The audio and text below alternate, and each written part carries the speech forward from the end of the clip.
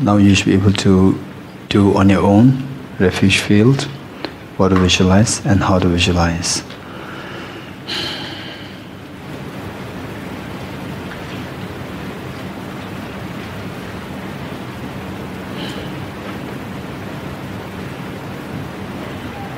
Bodhicitta field, what to visualize and how to visualize.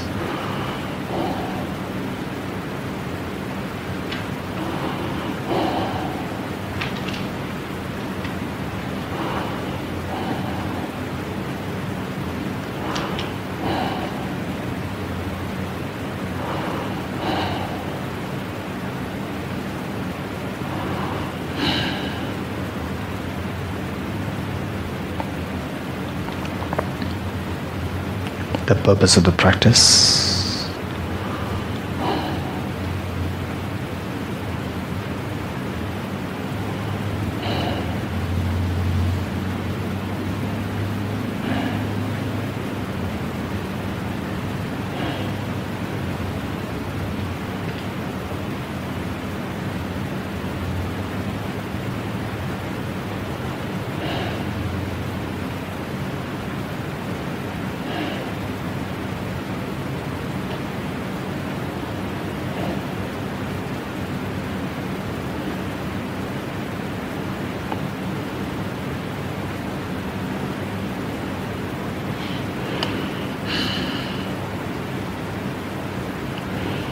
Okay, with these 3 points in mind, imagine all the sentient beings that are joining you and all Buddhas and Bodhisattvas. They are so happily watching us, observing what we're doing, the good thing that we are doing today.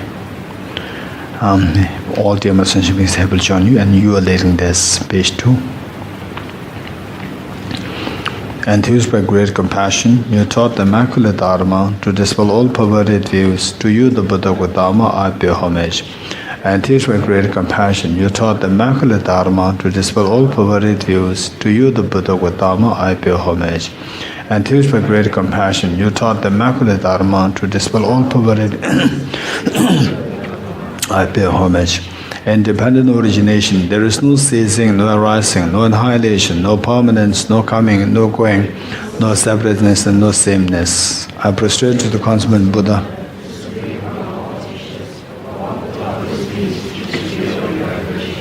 I prostrate to the mothers of the Buddhas and of the hearers and Bodhisattvas, who through the knowledge of all these hearers seeking pacification and complete peace, who through the knowledge of past causes also helping my greatest to achieve the aims of the world, and through the possession of omniscience, the subduer set forth the varieties having all aspects, the one who has transformed into the reliable guide, motivated by altruism to benefit sentient beings, the teacher, Sugata, and protector, to you I make prostrations, the one who has eliminated the web of conceptualizations, and is endowed with the divine bodies of the vast and the profound, eternally shines forth the forever noble light rays. To you, the Buddha, I make prostrations. Okay, page 7. I go for refuge until I'm enlightened to the Buddha, the Dharma, the Sangha. By my accumulations of the practice of giving and so forth, may I become a Buddha to benefit all sentient beings. I go for refuge until I'm enlightened to the Buddha, the Dharma, the Sangha. By my accumulations of the practice of giving and so forth, may I become a Buddha to benefit all sentient beings. I go for refuge until I'm enlightened to the Buddha, the Dharma, the Sangha. By my accumulations of the practice of giving and so forth, may I become a Buddha to benefit all sentient beings. Sanje joda soge chonam da, chanjo bardo dane yabsuje, dage jinso jebe chonam ge, dola benjir sanje dubare sho, sanje joda soge chonam, chanjo bardo dage jinso jebe chonam ge, dola benjir sanje dubare sho, sanje joda soge chonam, chanju bardo dane yapsu che, dage jinso jebe chonam ge, dola benjir sanje dubare sho. All phenomena arise from causes. The causes are taught by the Tathagata. The cessation of causes as well is taught by the great seer. Oh. Om Ye Dharma Hetu Prabhava Hetum Tesham Tathagato Hyavatat Tesham Chayo Nirodha Evam Vati Mahashramanaya Swaha. Om Hetu Prabhava Hetum Tesham Tathagato Hyavatat Tesham Chayo Nirodha Evam Vati Mahashramanaya Swaha. Om Ye Dharma Hetu Prabhava Hetum Tesham Tathagato Hyavatat Tesham Chayo Nirodha Evam Vati Mahashramanaya Swaha. Okay, next page, page 8. Inspired by wisdom and compassion, today in the Buddha's presence, I chant with the mind of full awakening for the benefit of all sentient beings. Page 10. To the Buddha, the entire transcendent destroyer, the one gone beyond, the four destroyer, completely perfected, fully awakened being, perfect in knowledge and in good conduct, Sugata, knower of the world, supreme God of human beings, to be tamed, teacher of gods and human beings, to you the completely and fully awakened one, the endowed transcendent destroyer, the glorious conqueror, the subduer from the Shakya clan, I prostrate, make offerings and go for refuge. When, O Supreme amongst humans, you were born on this earth, you paced our 7 strides and said, I am supreme in this world. To you who were wise then I prostrate. With pure bodies, form supremely pure, wisdom ocean like a golden mountain, fame that blesses in the 3 worlds, winner of the best lot, to you I prostrate. With a supreme science, face like a spotless moon, color like gold, to you I prostrate. Dusty like you, the 3 worlds are not, incompatible wise one, to you I prostrate. The Savior having great compassion, the Founder having all understanding, the field of merit with the qualities like a vast ocean, to you the one gone to thusness I prostrate. The purity that frees one from attachment, the virtue that frees one from the lower realms, the one part, the sublime pure reality, to the Dhamma that pacifies I prostrate. Those who are devoted to the moral precepts, to you the sublime community intending virtue I prostrate. Do not commit any non-virtuous actions, perform only perfect virtuous actions, subdue your aim. This is the teaching of the Buddha. A star, a visual aberration, a flame of lamp, an illusion, a drop of dew, or a bubble, a dream, a flash of lightning, a cloud, see conditioned things as such.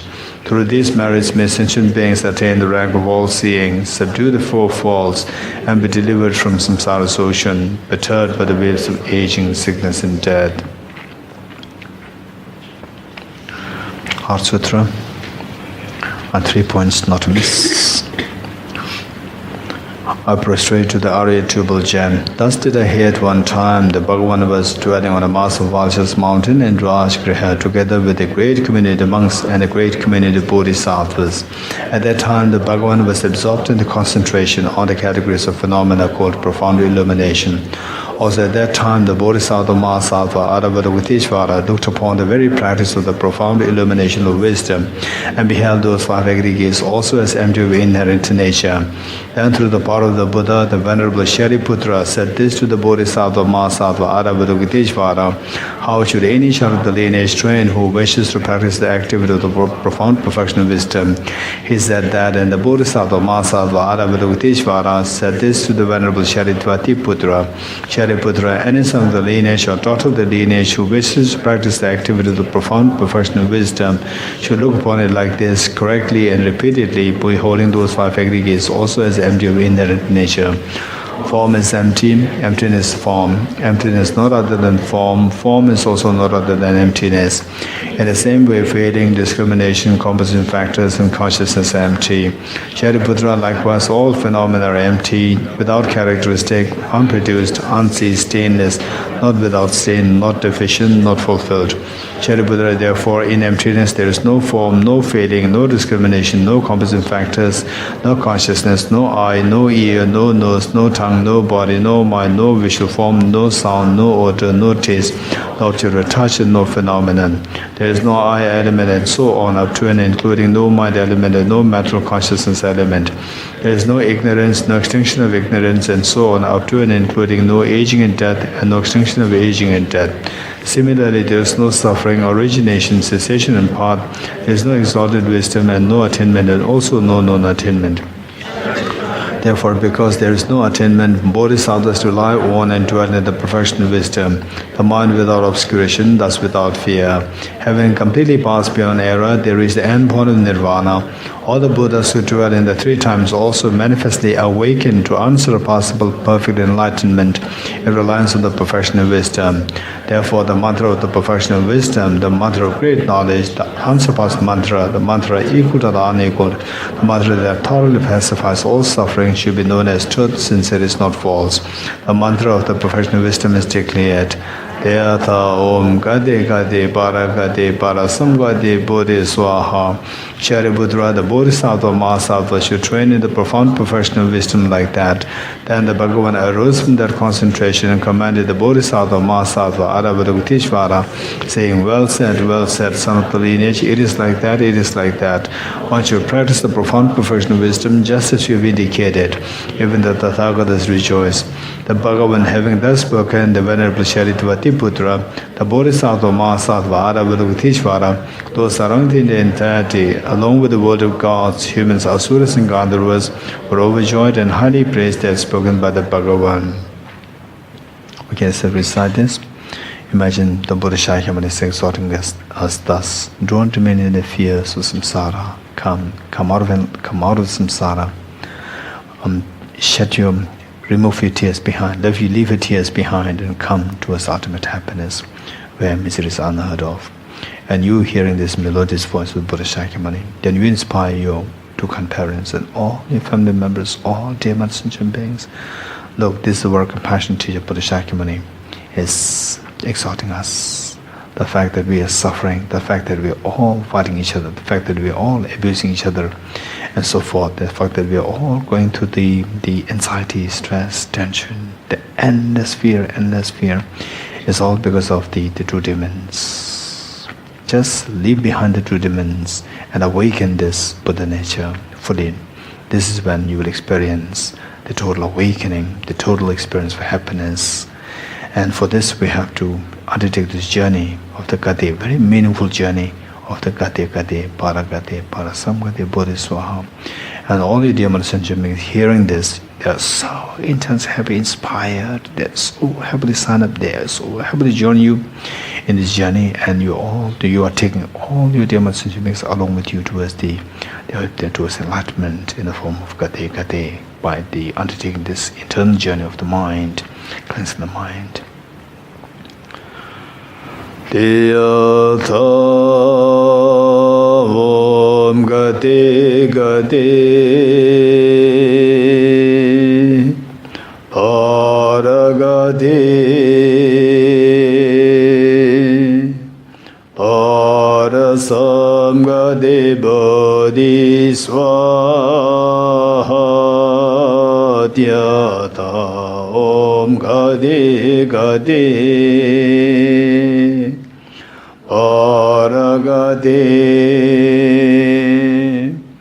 Para Samgati Bodhi Swaha. Deyatha Om Gati Para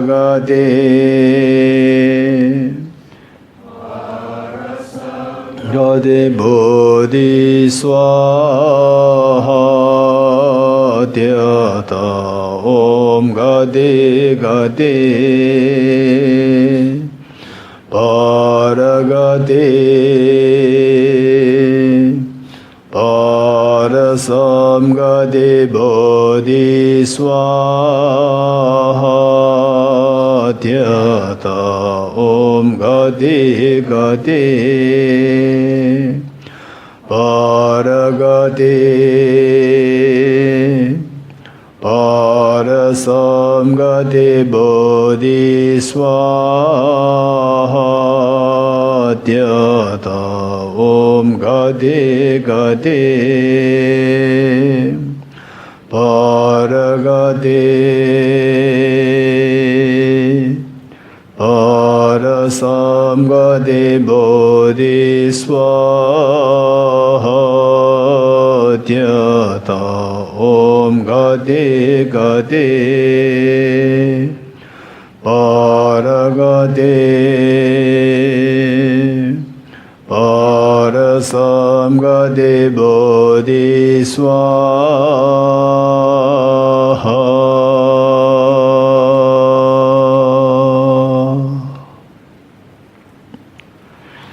Page 18.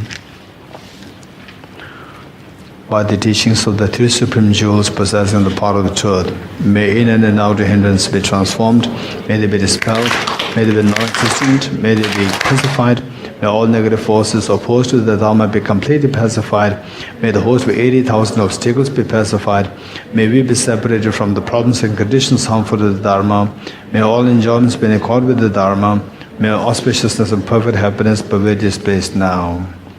8 verse of mind training to subdue the self-referential ego and to boost the self-confidence and never to have a sense of self-hate towards the self, and encourage others not to have self-hate. If one really wants to hate someone, it should be the self-referential ego or the self-centered attitude and the self-grasping ignorance. So this is what we should be cultivating, and always be kind to yourself, always, and also let others know that one should be kind towards oneself, and one should be wisely kind towards oneself, with the determination to achieve the highest aim for the benefit of all sentient beings, which surpasses even the wish-fulfilling gem. May I hold them dear at all times. Whenever I interact with someone, may I view myself as the lowest among us all, and from the very depths of my heart respectfully hold others as superior. In all my deeds, may I probe into my mind, and as soon as mental and emotional afflictions arise, as they endanger myself and others, may I strongly confront them and avert them. When I see beings of unpleasant character, oppressed by strong negative and suffering, may I hold them dear, for they are rare to find, as if I have discovered a jewel treasure. When others out of jealousy treat me wrongly with abuse, slander, and scorn, may I take upon myself the defeat and offer to others the victory. When someone whom I have held or in whom I have placed great hopes, may I regard him still as my precious teacher. In brief, may I offer benefit and joy to all my mothers, both directly and indirectly. May I quietly take upon myself all hurts and pains of my mothers. May all these remain undefiled by the stains of the 8 mundane concerns, and may I, recognizing all things as illusions, devoid of clinging, be released from bondage.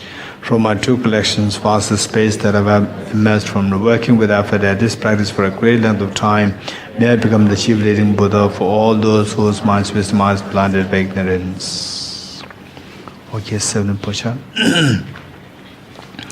I bow down to the youthful Arya Manjushri, you alliance amongst humans, gone to freedom, to the present, past, and future, in the worlds of 10 directions. To all of you with body, speech, and sincere mind, I bow down, with an energy or aspiration for the Bodhisattva way, with a sense of deep respect, and with as many bodies as atoms of the world. To all you Buddhas visualized as real, I bow down. On every atom are Buddhas, numberless as atoms. Each atom is a host of Bodhisattvas, and I'm confident the sphere of all phenomena is entirely filled with Buddhas in this way. With infinite oceans of praise for you, and oceans of sound from the aspects of my voice, I sing the breathtaking excellence of Buddhas, and to celebrate all of you contemplates, beautiful flowers and regal garlands. Sparkling lights and sublime incense, I offer to you, the victorious ones. Fine dress and fragrant perfumes, sandalwood powder heaped high as Mount Meru. All wondrous offerings in spectacular array, I offer to you, victorious ones. Where transcendent iridescent fast, with profound admiration for all the Buddhas, with strength of conviction in the Bodhisattva way, I offer and bow down to all the victorious ones. Every harmful action I've done with my body, speech, and mind, overwhelmed by attachment, anger, and confusion, all these are openly laid bare before you. I lift my heart and rejoice in all the merit of the Buddhas and Bodhisattvas in 10 directions, of solitary realizers here still training and those beyond, and of all ordinary beings. You who are the bright lights of the worlds in 10 directions, who have attained a Buddha's omniscience through the stages of awakening, all you who are my guide, please turn the supreme wheel of Dharma. With palms together, I earnestly request you who may actualize parinirvana, please stay with us for aeons numberless as atoms of the world, and for the happiness and well-being of all wanderers in samsara. Whatever slight merit I may have created by paying homage, offering and acknowledging my faults, rejoicing and requesting that the Buddha stay and teach, I now dedicate all this for the full awakening of all beings. What's your mantra offering?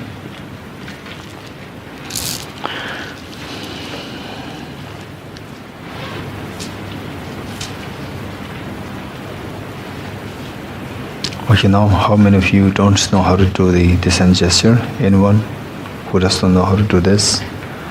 Okay, all keep knowing. This ground anointed with perfumes, strewn with flowers, adorned with Mount Meru, the 4 continents, the sun and the moon. I imagine this as a Buddha filled and offer it. May all sentient beings enjoy this pure land. O Sajibhe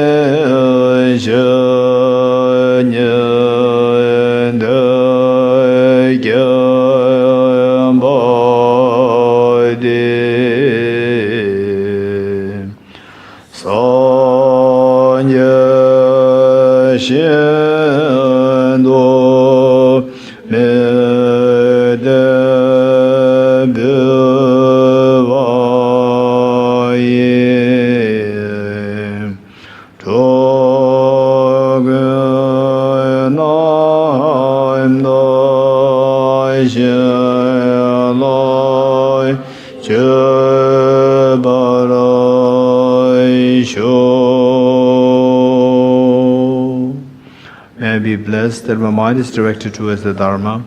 May I be blessed that my Dharma practices on the proper path. May I be blessed that the path is free of flaws. May I be blessed that the flaws are seen in the light of exalted wisdom. Becoming frustrated with ignorance that grasps at true existence, please bless me to generate genuine renunciation, seeing all aspects of samsara as vicious and repulsive. Please bless me that my mind overflows with the precious bodhicitta that cherishes others more than myself. Please bless me to have an immaculate experience of the wisdom of emptiness on the basis of understanding how things come into being by dependent origination through mere conditioning. Please bless me that my mind stream overflows with the precious wisdom of the non-duality of bliss and emptiness. Idam Guru Radha Mendala Gwamne Rate Amen. What are the foundation of all good qualities? The foundation of all good qualities is the kind and perfect pure Guru. Correct devotion to him is the root of the path. By clearly seeing this and applying great effort, please bless me to rely upon him with great respect, understanding that the precious freedom of this rebirth is found only once, is greatly meaningful and is difficult to find again. Please bless me to generate the mind that unceasingly day and night takes its essence. This life is as impermanent as a water bubble. Remember how quickly it decays and death comes. After death, just like a shadow follows the body, the results of the virtuous and non-virtuous karma follow. Finding firm and definite conviction in this, please bless me always to be careful to abandon even the slightest negativity and accomplish all precious days. Samsaric splendors are unsatisfying and unreliable. Seeking them is the door to all suffering. Recognizing these shortcomings, please bless me to generate a strong wish for the bliss of liberation. Led by this pure thought, mindfulness, alertness, and great caution arise. The root of the teachings is keeping the Pratimoksha vows. Please bless me to accomplish this essential practice. Just as I have fallen into the sea of samsara, so for all mother migratory beings.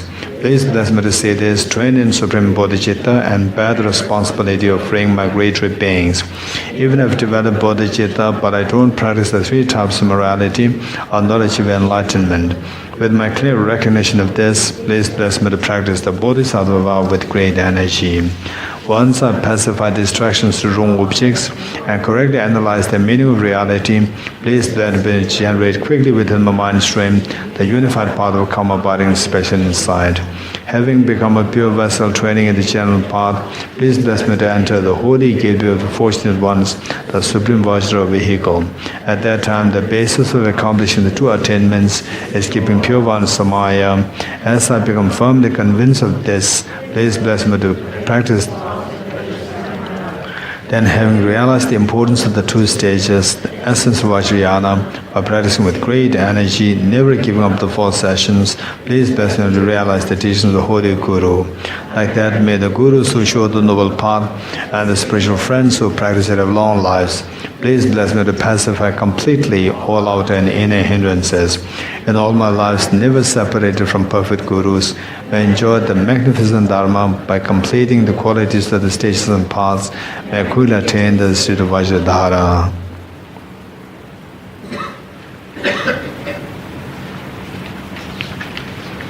Okay, 5 minutes meditation before which we'll do the quick physical exercise.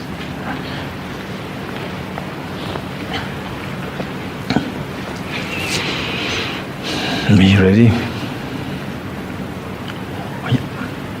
Body upright and your hands on your knees, the fists on your knees. Okay.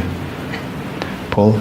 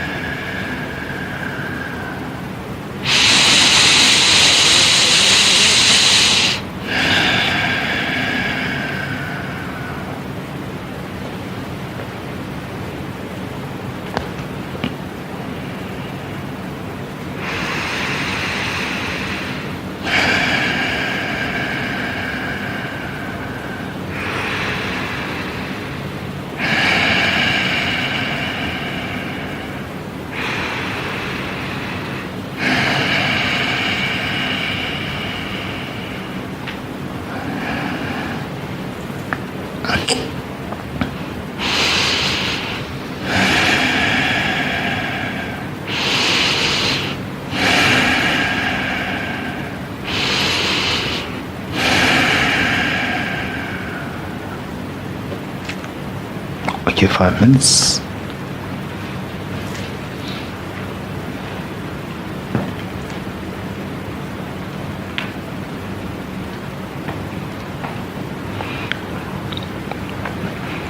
Okay, so on the body posture, the focal point, there are two things happening together. One is focusing mind on the dot, 1 mm or 2 mm diameter between nose and upper lip.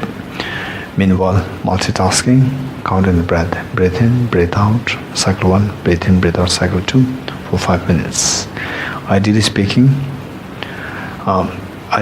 for someone healthy, for 5 minutes, they would be like between 60 to 100 cycles, depending on the length of your own breath. And then the number 3 and number 4 very important. Number 3, identifying the errors of meditation. So you engage in this practice and then you're not mindful of the 2 errors. That is very dangerous. The the medicine can turn into poison. So there, just check. Keep an eye on the two errors, mental excitement and mental laxity. And should any of these two arise, don't worry.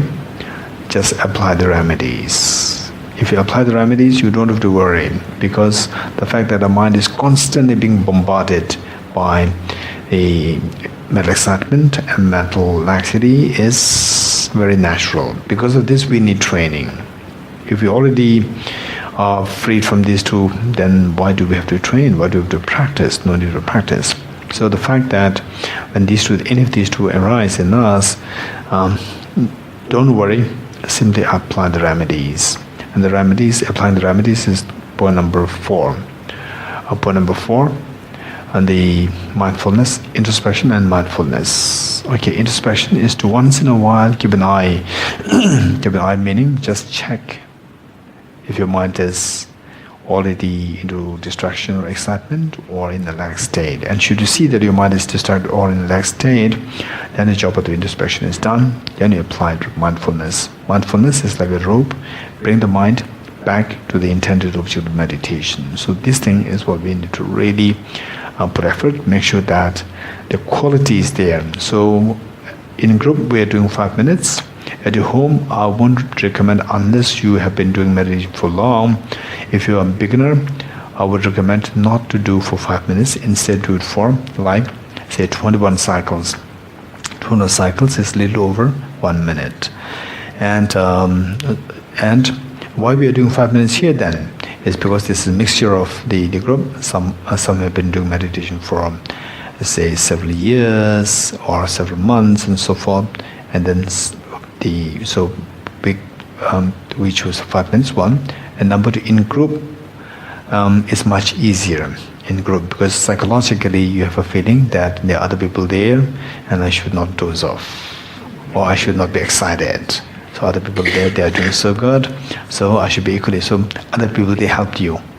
Other people, simply because of the presence, although they are not watching you, they're watching you psychologically, you are greatly benefited because of the presence of other people. At the same time, when your practice is to some extent doing good, then initially it's good that other people are around you. Then in the middle, it's good that you're by yourself, because with other people somehow you feel that you're not doing the practice with relax or your freedom. There are other people there, and then coughing like this, you say they are constantly disturbed, and psychology, you see that other people are there, so I want to do it freely by myself. Phase number 2. Then phase number 3, wherever you are is fine. You are not be kept out by being yourself or with other people. Wherever you are is fine. That is the 3rd stage. Okay, so this is what we're going to do so keep that in mind when you go back. It is very important to do this shamatha practice. So important. Make sure that at least you do it for, like, say, 21 cycles of breathing. 21 cycles of breathing. And if you do have time meaning 21 cycles, then keep a few seconds gap, and again 21 cycles, and keep a few seconds gap, 2, 3, 4, 5 seconds gap, and again. So this is to make these sessions short. With these short sessions, you will have the quality.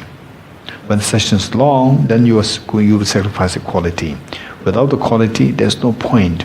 Then it will become a very bad habit. The moment you sit, either your mind starts to wander or your mind starts to sink. So whereas right from the beginning, if you emphasize the quality, then later on, the quantity you can have, quantity you can slowly build on it, don't worry. Initially start with the emphasis on quality. For the single point of meditation. Whereas for the analytical meditation, don't emphasize on the quality. Don't emphasize on the quality. If you emphasize on quality, you will never be able to complete even a single piece of meditation. Analytical meditation. Because analytical meditation is where you have to grow. You grow, and even the analysis initially is so gross, there is no quality there. And by doing more and more, by studying more and more, then the quality builds up.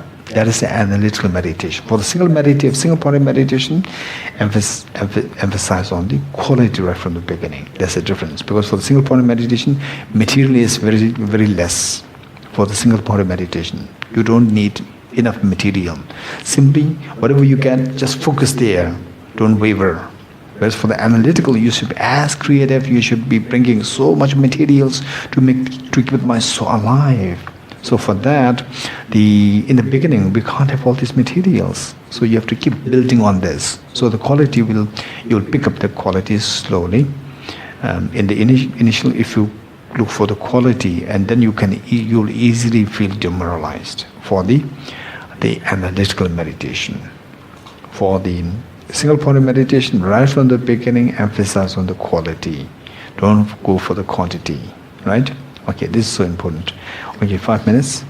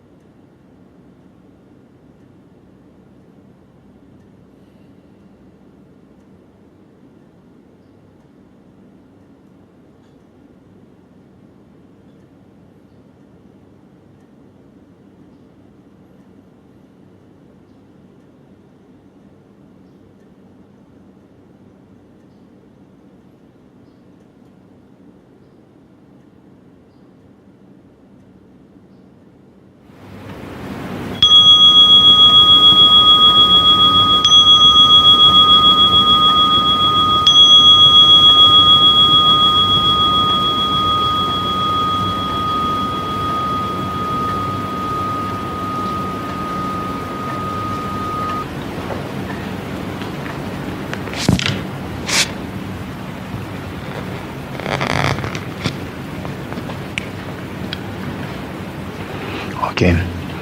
Now for the renunciation, the four seals. Now what we're going to do is the four seals. I'm not going to give the instructions. I'll simply say the lines after like 2 minutes. For 2 minutes, we meditate on the first seal, and then I give the second line. I mention the second line. Then, the moment you hear this, don't rush to the second line. No hurry. Simply wind up what you're doing in the first. So particularly, how the manner in which you wind up is that you quickly, whatever the steps or whatever reflections that you think you have, quickly do them, and then make a very strong the statement conclusion. Yes, it's very true, 100% that all composite things are impermanent. They're so transitory, nothing to really hold on to. Just abide in this for a very quick, and then move to the second. Although I already said the second line earlier. Okay, so this is how we are going to move to the second, to the third, to the fourth. Okay, and by the way, start by saying renunciation is to renounce the miseries. To renounce the miseries is to renounce the causes of the miseries. And to renounce the causes of the miseries, the most effective way by which to do so is meditate on four seals. This is how we have to start. And I may utter the first line way ahead of that.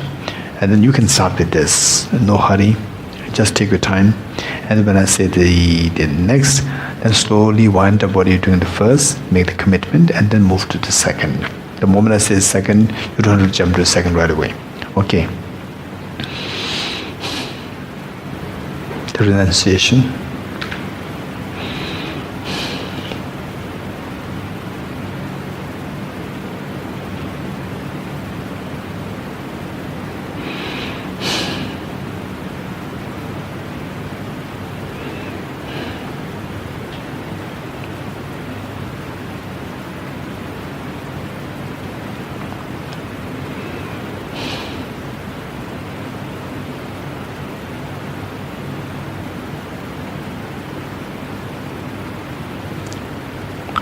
Or you the first seal, all composite things are impermanent. You think about the gross and the subtle.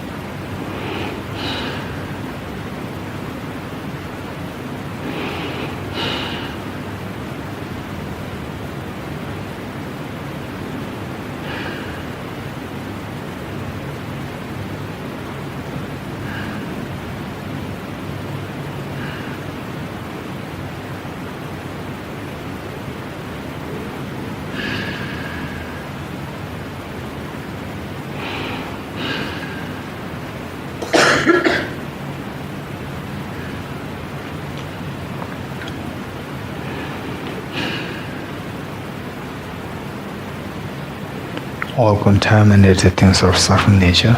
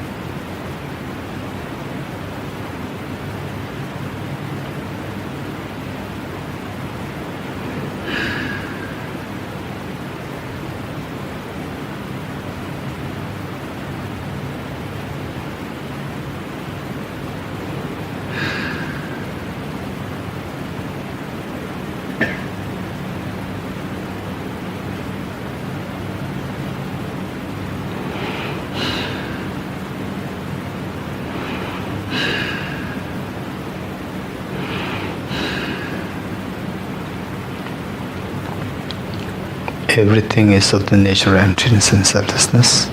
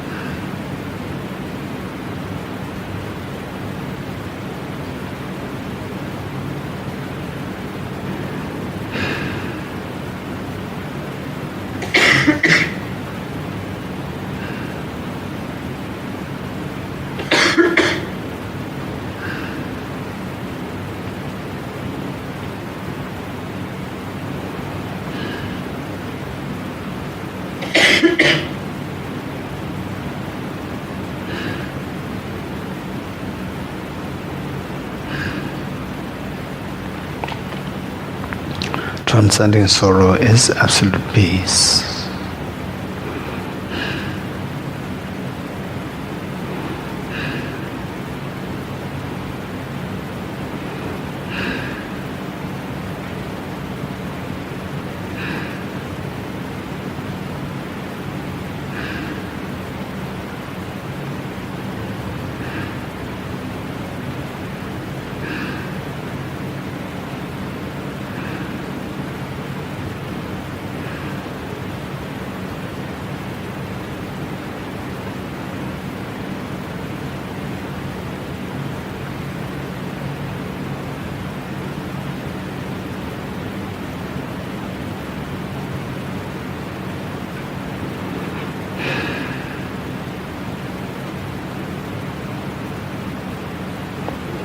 Now embodying the experience of absolute peace, which is free of all the miseries.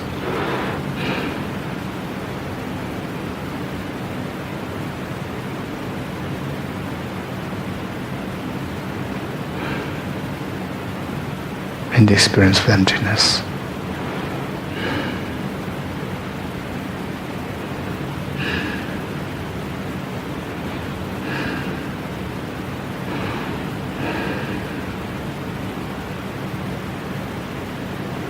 Okay, slowly come out of the meditation. Slowly come out of the meditation.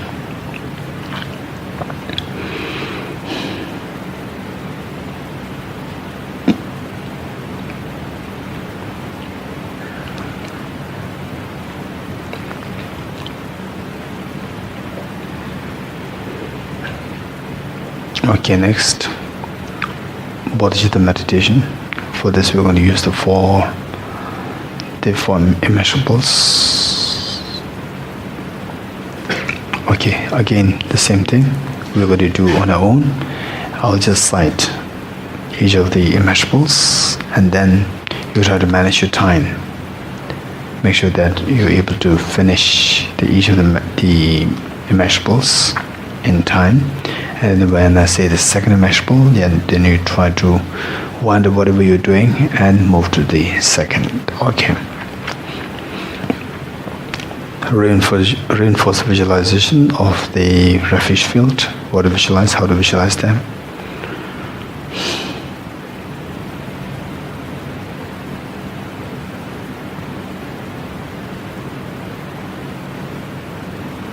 And that the fact that they are so compassionate, Buddha and Bodhisattvas, they are like a mother, ready to give everything for you. And this is not what our mind is just imagining, this is a fact.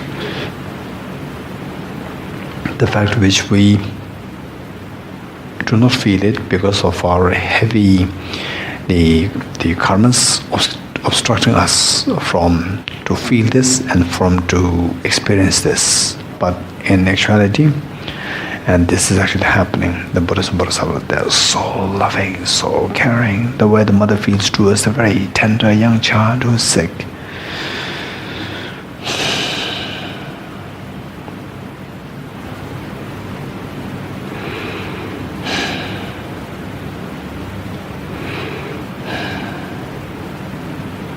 Bodhicitta field.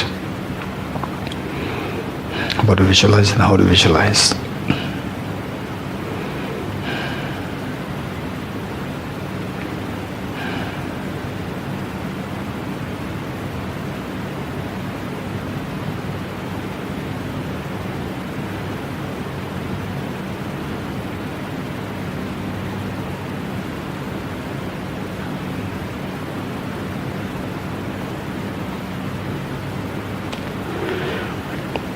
First immeasurable loving kindness.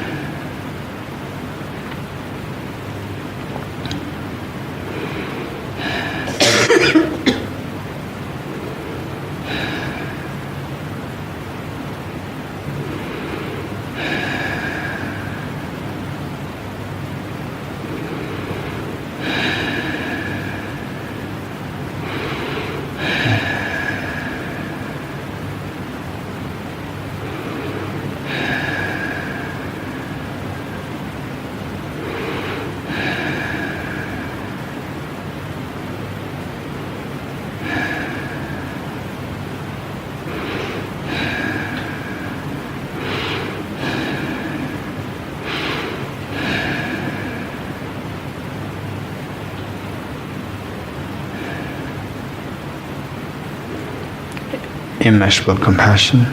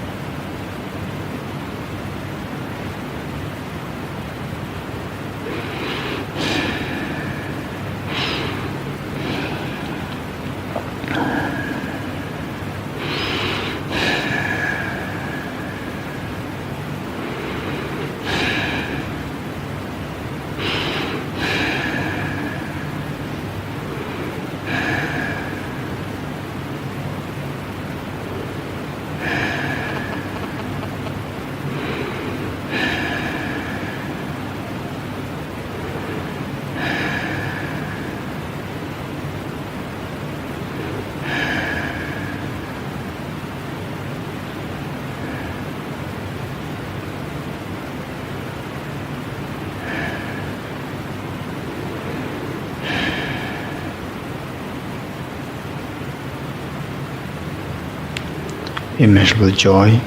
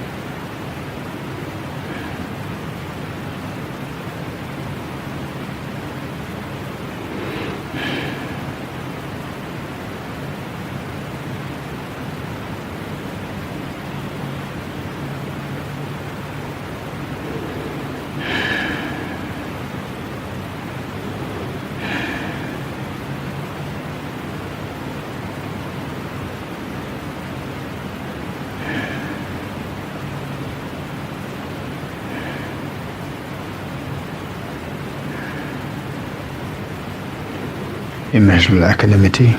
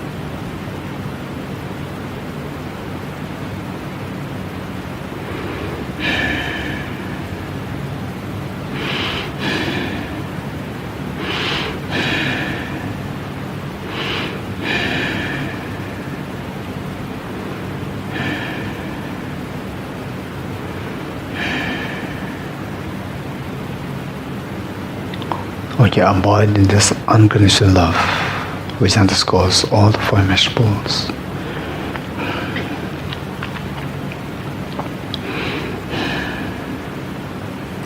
Imagine that you are looking at the eyes of each of the dear Mother sentient beings to the extent that each one of them feels themselves as so special in your eyes.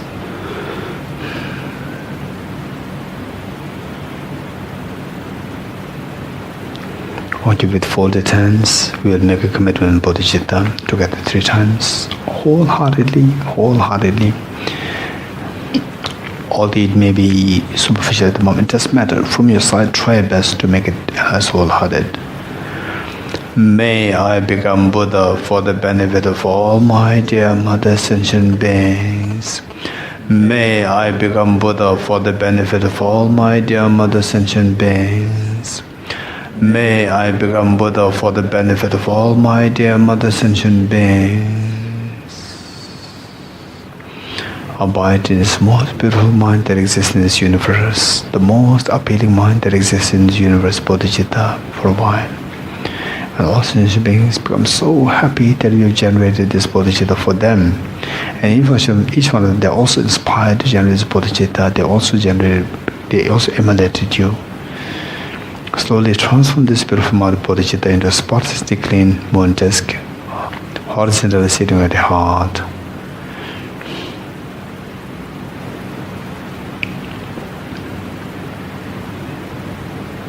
Okay, it's amazing that you made such a courageous commitment to become Buddha, but how can you become Buddha? Yes, so far not attained Buddhahood, because this Buddha nature, this beautiful, very powerful Buddha nature is obscured by the 2 demons, self-grasping, ignorance, and self-centered attitude. Now I am disillusioned by these 2. I'll exterminate these 2 things by resorting to the wisdom, the very sharp wisdom to exterminate these 2 demons very powerfully, the wisdom of emptiness. Okay. Quickly retrieve the experience of emptiness that you've meditated as a part of the 4 seals. The 3rd seal, which says everything is the nature of emptiness, selflessness. Quickly retrieve the experience of the self, emptiness of the self. What are you made of? I'm made of 6 elements. And how does this self appear? It appears so objectively, so solidified there. That is illusion. That is a self-grasping ignorance. How do I know that it does not exist? The fact that you're made of these 6 elements. Aranagarjuna said, if the person is not the earth, not the water, not the fire, not the air, not the space, not the consciousness, and not all of them, where is the person out of those? What are you seeing? I'm seeing the 6 elements, so independent 6 elements. Where is this I? This I disappears. This I looked like this, but it is not here now. It disappears. Stay in this experience that this I disappears. It is simply the function of these 6 that are mind to our mind. It appears just like that there's a self which is functioning like that. In actuality, it's just these 6. And these 6 elements, they are functioning. The self is not really there. It's just imputed. From the object side, it is just totally empty. This is not what a mind is fabricating. It is the reality that we are discovering. Okay, about this experience of the answer to the 2nd question. The first question, what are you seeing? I'm seeing 6 elements. 2nd question, where is the self? The self disappears. Abide in this experience for a while.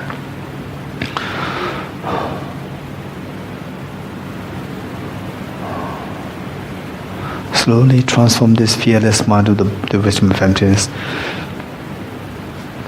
into a spotlessly clean thumb-sized Vajra. Vertically sitting on the moon disk of the heart.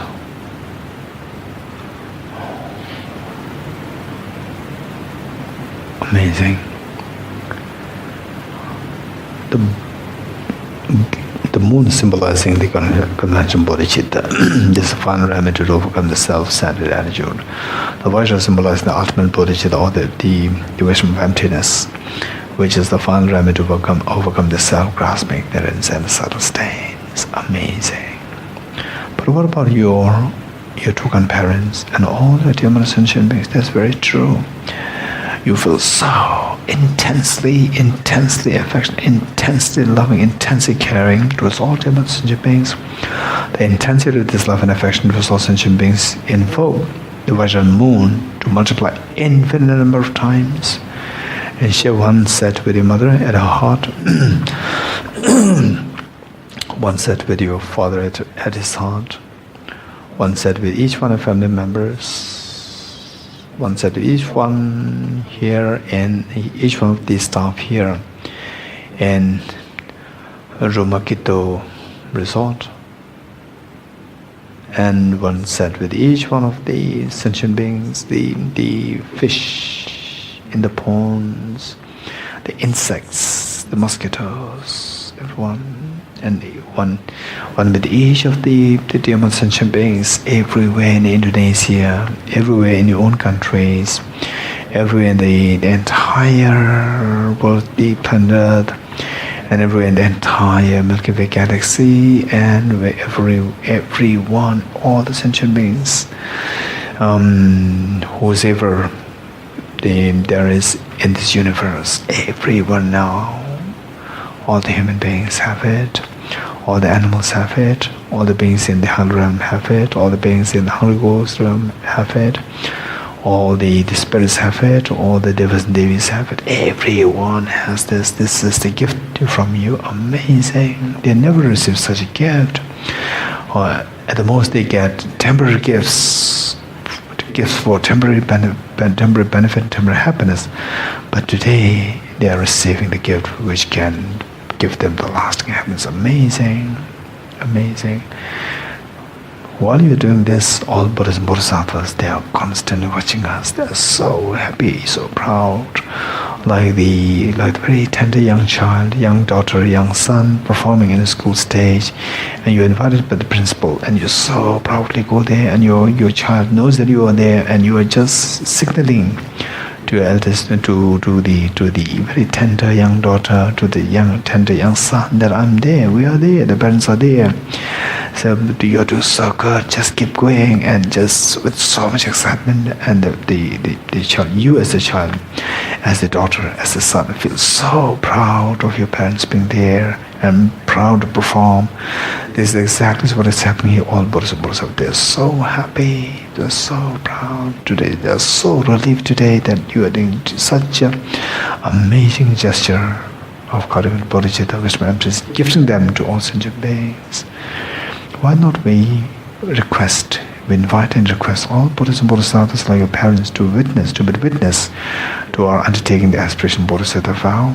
So for that matter, as a gesture of making a request, let us slowly stand up along with all dear sentient beings to make 3 prostrations to all Buddhas and Bodhisattvas.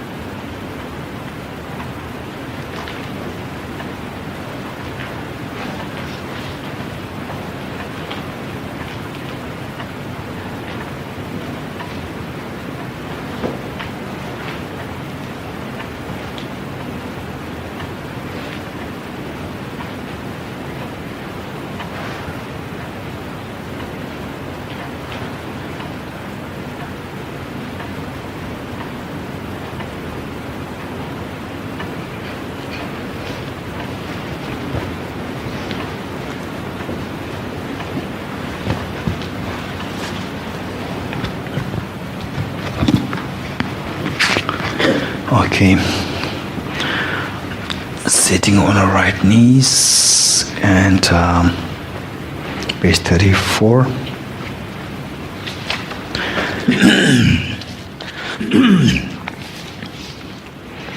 Okay, the first stanza is for preparing us of the journey to be undertaken. Okay, wholeheartedly recite this stanza. Wholeheartedly, and let flow your mind in line with the meanings of the wordings there. all Buddhas and Bodhisattvas are there with us, watching us, and all dear sentient beings are joining us here, and they're also taking part in this, and you are leading this. I go for refuge to the triple gem. I confess the negativities individually.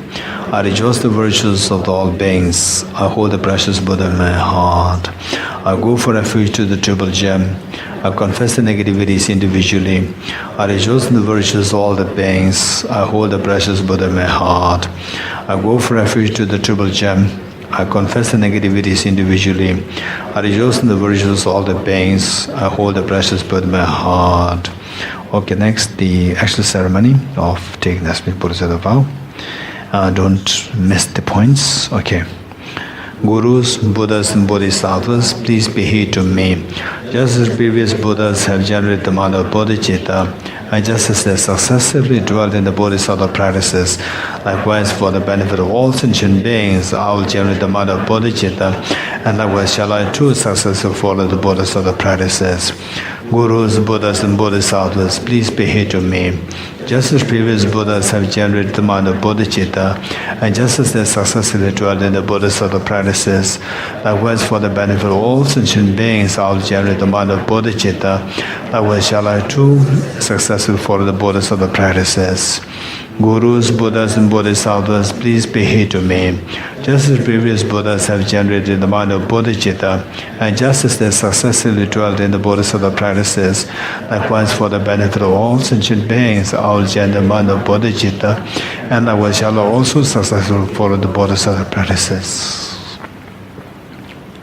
Okay, feel the rejoice, feel the joy, tremendous joy, and rejoice in what the action that you did.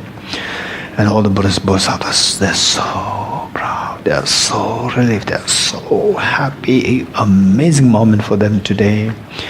And the mother, after all these complaints, year after year receiving complaints from the school about your daughter, about your son, and today the school principal, everyone with a great formality, smile, respect, they come to mother. Mother could not believe, what is this? Again, a little bit of apprehension.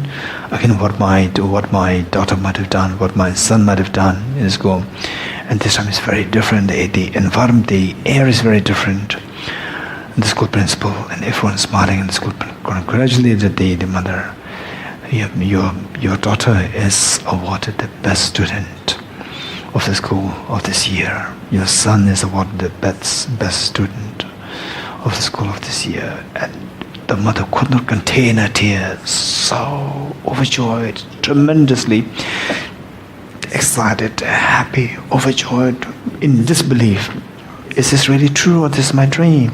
So far I've been hearing all the complaints, and this is true. She cries out of joy. This is exactly what is happening to all Buddhas and Bodhisattvas today. Amazing.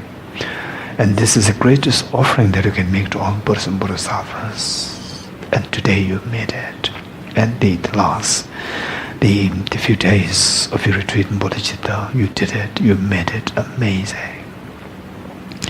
And this is the greatest gift that you can offer to your Dukkha parents. Imagine your mother, your father, just since your day one of their birth, their thoughts were all about you. They just forget the world. Their thoughts are all about you. They were worried about you. And now for the first time, you are doing something so good for your parents. This is the best way by which you can repay the kindness of your parents. It's amazing. It's amazing.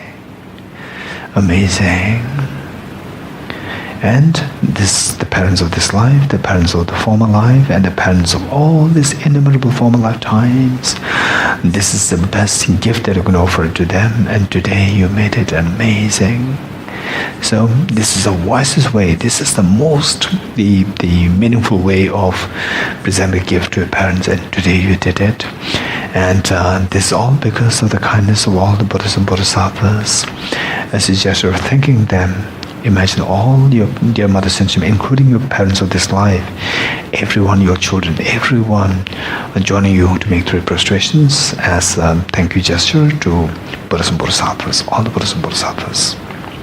and particularly, of course, to Buddha Shakyamuni, His Holiness Dalam, and then Lama Selingpa and Atisha Dipangara Shiriyana are being together here is all because of Lama Selingpa, because of the holiness of the land that Lama Selingpa created. So Lama Selingpa and all the lineage masters involved and all the Buddhas and Bodhisattvas, okay, with all the demon sentient beings, stand up to make two prostrations.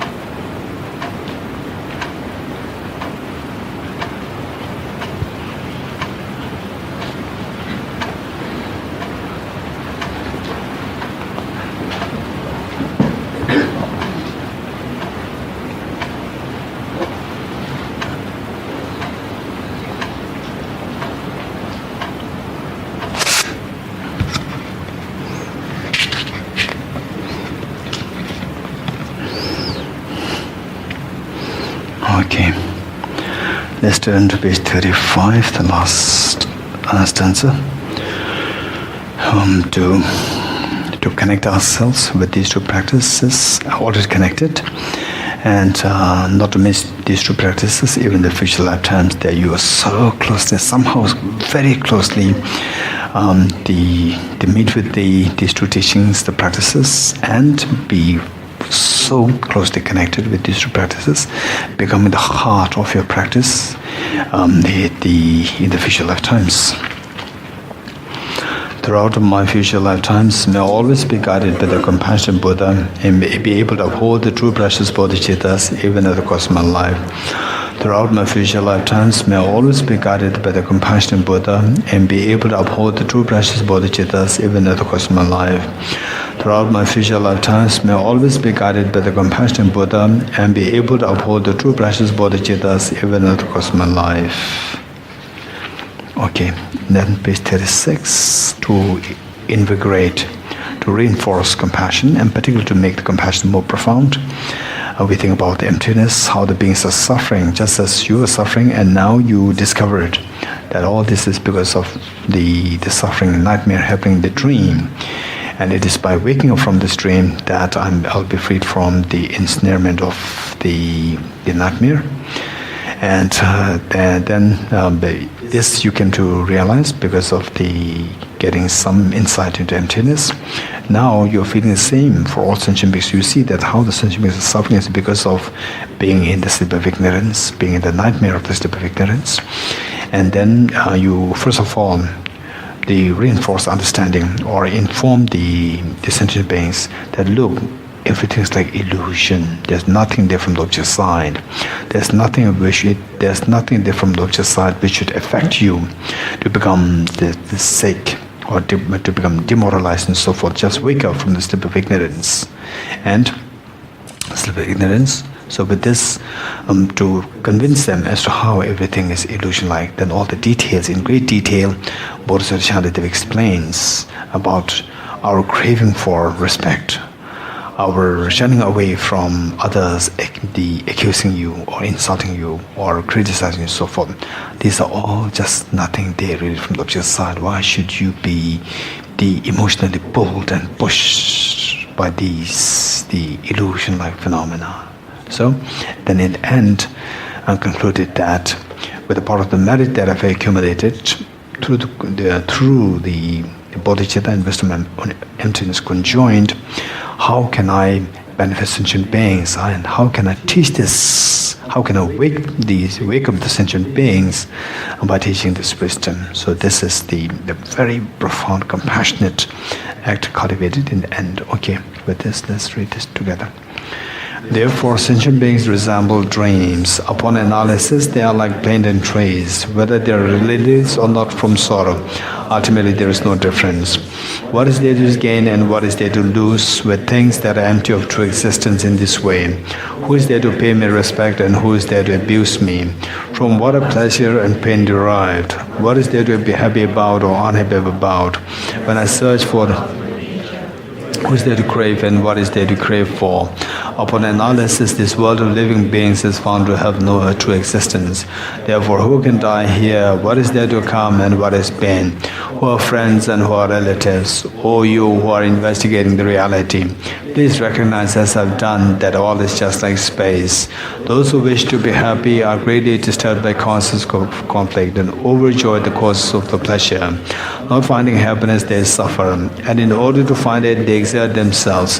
They argue with others and cut in step one another. With many wrong deeds, they live in a state of great hardship. Even though they repeatedly come to happy existence and experience much pleasure there, upon dying they fall for a long time into the unbearable sufferings of lower realms. Within conditioned existence, the chasms of suffering are many, and the liberating comprehension of ultimate truth is absent. Furthermore, the apprehension of true existence and the understanding of emptiness mutually contradict one another. Yet if while in conditioned existence I do not realize this ultimate truth, I shall continue to experience a limitless ocean of misery, unbearable beyond analogy. Likewise, to realize emptiness, I have little strength for virtue, and my human life of leisure and endowment is indeed very short. Also, I strive hard to live long and avoid illness. I am concerned with hunger, rest, and sleep. I am enjoyed by others and keep meaningless company with the childish. Therefore, this life is simply passes with no meaning, and it is very hard to find the chance to investigate reality. In this state, where is there the means to reverse this meaningless habit of grasping at true existence? Furthermore, devils exerting themselves to cast us into they show us many mistaken paths, and it is hard to resolve the doubts about the perfect way. It will be hard to find the leisure of a human life again, and extremely difficult to find the presence of the Buddhas. Forsake this flood of disturbing conceptions. Alas, sentient beings will continue to suffer. Oh, indeed, it is worth feeling sorrow for those adrift in the river of pain, who, although they experience great misery, are unaware of the sufferings they go through. For example, some ascetics wash themselves again and again, and others repeatedly enter fire. But although they thereby suffer greatly, they pride themselves in being content. Similarly, those who mistake this suffering for joy and live as though there were no aging or death are first of all killed by the roll of death, and then experience the unbearable misery of falling into lower realms. When shall I be able to extinguish the pains of those tormented by the fires of suffering? With the rain of my accumulated happiness that has sprung from the clouds of my merits, and by having in the manner of not referring to true existence, respectfully gather the accumulation of merit, when by referring to the other will I be able to reveal emptiness to those who are wretched and sad, who cannot rejoice? In order to further increase it from now on, those with discernment who have lucidly seized and awakened mind in this way, today my life has borne fruit. Having well obtained this human existence, I've been born in the family of the Buddha, and now one of Buddha's children. Thus, whatever actions I do from now on must be in accord with the family. Never shall I disgrace or pollute this noble and unsullied race. Just like a blind man discovering a jewel in a heap of rubbish, likewise by some coincidence an awakened mind has been born within me. It's a supreme ambrosia that overcomes the sovereignty of death. It is an inexhaustible treasure that eliminates all poverty in the world. It's supreme medicine that quells the world's disease. It is a tree that shelters all beings wandering.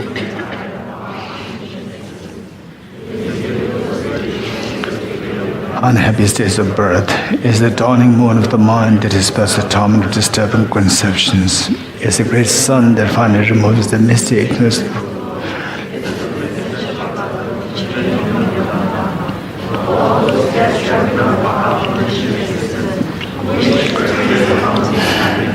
This will satisfy them with joy and actually place them in grief.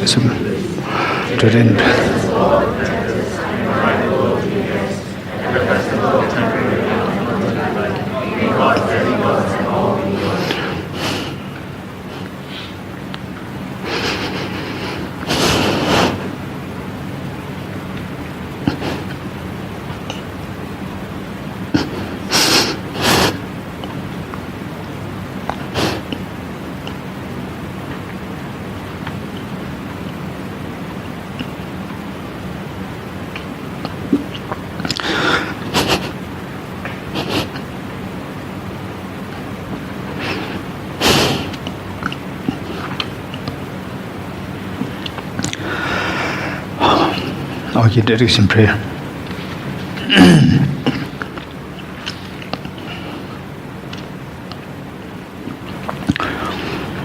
I dedicate the marriage that's gathered.